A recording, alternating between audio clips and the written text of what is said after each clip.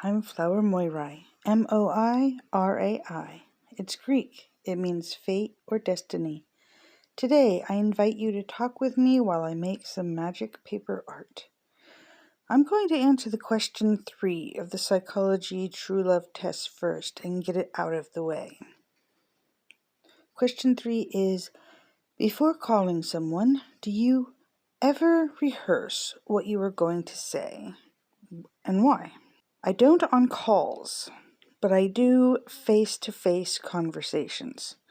I will actually play out both sides of the conversation for hours and hours in my head. Sometimes I'll even get angry or bring myself to tears if the conversation in my head turns bad, or if the meeting is for a negative situation. And I'll even get myself worked up into a passion for pleasant meetings if it's a romantic encounter or something I've hoped for that I'm supposed to be receiving. It always happens at night when I should be sleeping.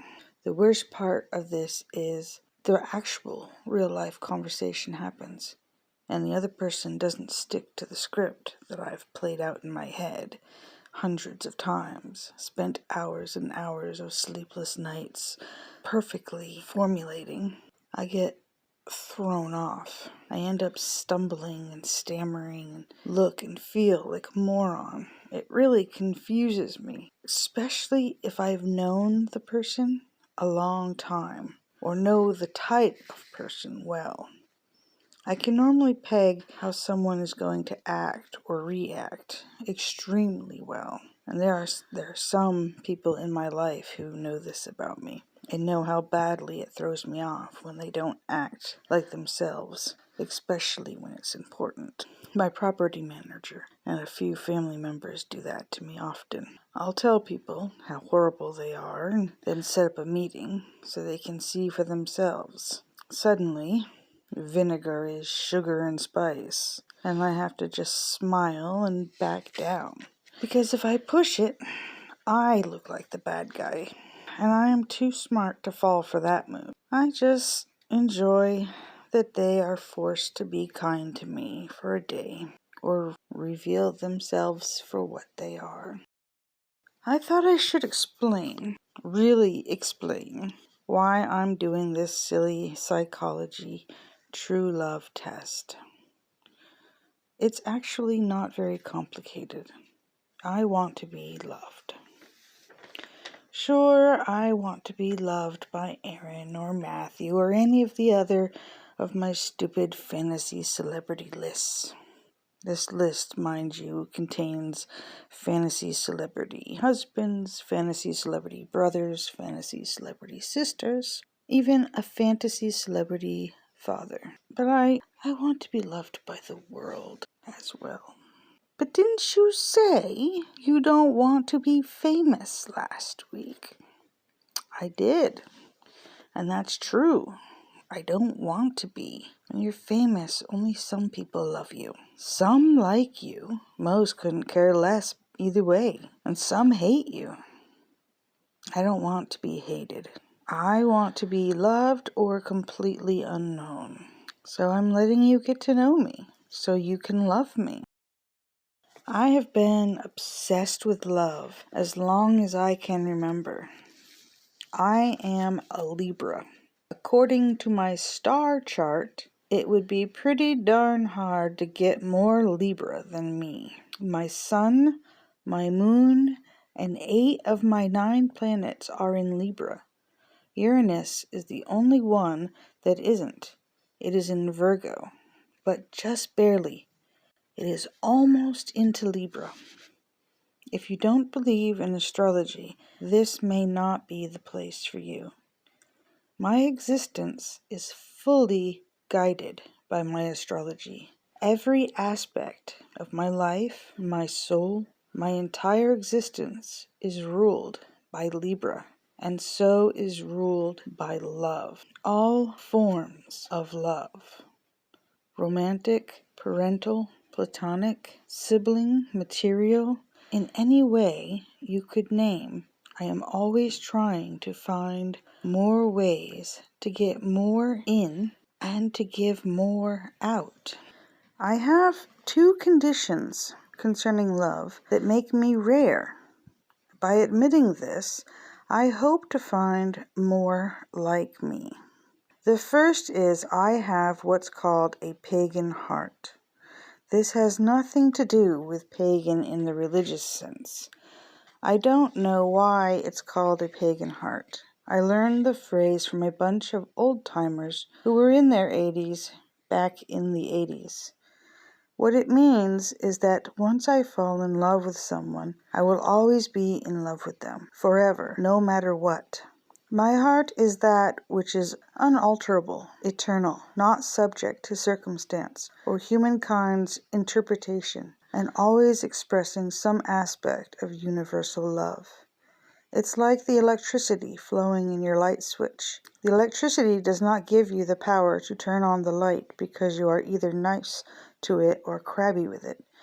It exists whether you choose to recognize it or not. The power is just there, governed by certain laws, that when all is functioning properly, works. My second condition I have is harder to explain, but here's my best effort. Humans are pack animals. We seek each other out for survival, to mate, and now that our brains have worked it out, for love. Most humans will only fall in love 3 times in their lives. Most humans have no idea what the hell they're talking about. Love, loving, to be in love, to be the lover. It's so mixed up with lust and sex, or with family and children. Making them, I mean. People do say they love their children, but ask any parent spontaneously off the street to name their 3 greatest loves, and most will not say their child. It will be 50% past romances or missed chances, 30% music or bands, maybe sports, 15% material possessions, 3% food, 2% their kids.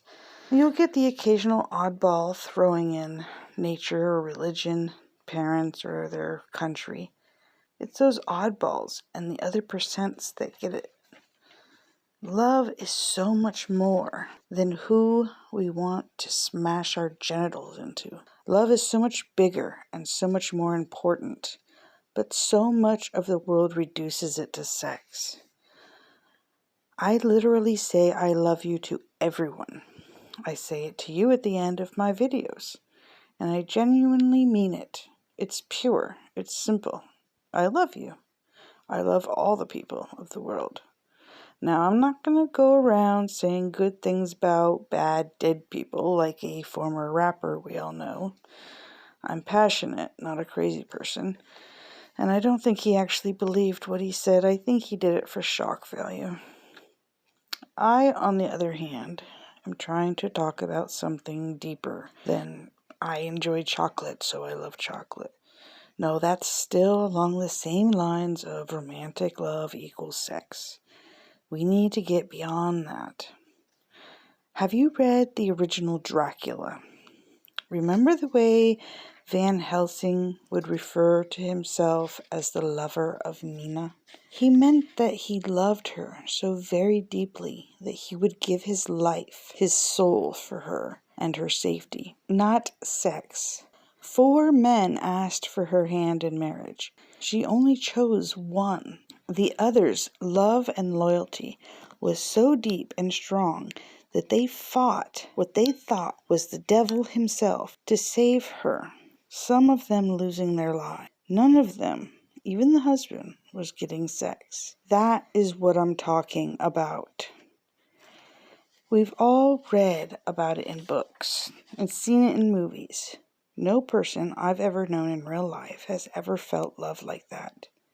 And I feel sorry for them and all of you who have yet to feel it yourselves. That is how I feel for everyone I connect with. The ones I've known in the real world and the ones I've only ever seen on the TV screen. Once you meet and know love within your own soul, you will never be afraid of love again. You will delight in love and behold witness to love's presence everywhere. Your consciousness will be transformed.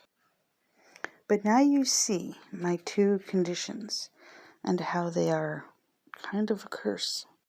My Libra-ruled heart is forever seeking for love, desperately wanting to find someone who will return what we put out. It continues to insist that it must be there, but it goes for the untouchable. And once I am in love, it can never be undone. I see the person, and my heart says, that is your brother, your sister, your husband, your lover, your best friend, father, guardian, advisor, etc., etc. Then I am in love with them in that role. Forever in love with them in that role. I have been given so many screwed up, false messages about love. For the most part, it has become a fantasy, a world I must live in my head, never to be realized. Aaron is just the newest to be added to the party in my head. But I want someone in real life. So I started making this channel. I stepped onto this path kicking and screaming. And even though he's wearing that gold band, I'm gonna keep stomping along. Se tiene tu cuore che l'amore può essere profondo e facile. Senza conflitto e lotto sei sulla strada giusta. Solo perché sei sulla strada giusta non significa necessariamente che sei arrivato alla stazione, ma significa che il viaggio è iniziato. I hope it wasn't a total downer. Love is supposed to be a happy topic. Well, I've told you about Aaron. I've told you about Matthew. So everybody needs to say happy birthday to Tom Hiddleston this coming week because it's his birthday and he's also on my list. But he's on literally everybody's list.